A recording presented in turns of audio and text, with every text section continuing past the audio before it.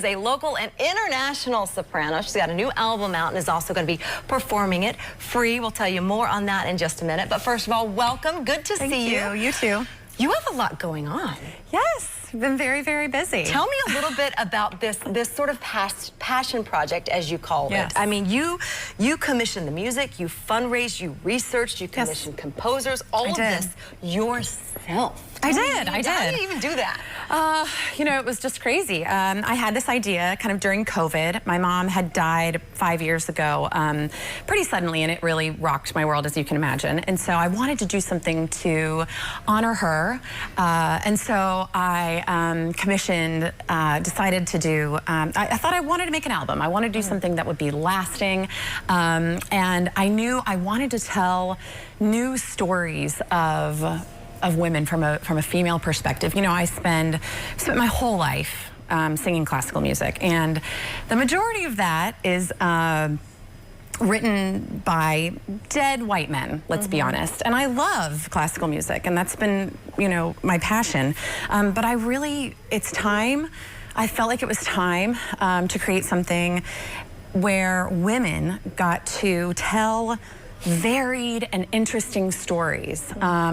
So decided to make this album, commissioned these composers, 2 men, 2 women, and then I hired a production team, producer and sound engineer from St. Paul to come, and we recorded it here last May, raised $60,000, as you said, to make us all happen.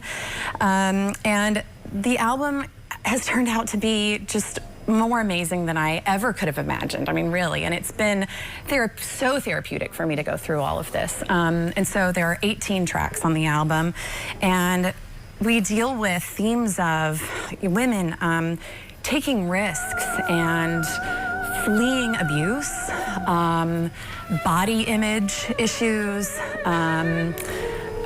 motherhood, modern motherhood. What is that about? How do you you know, the amount of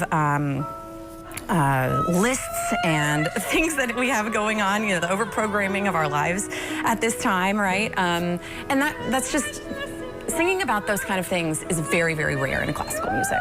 So I really wanted to be able to give voice to those kind of innermost thoughts of women.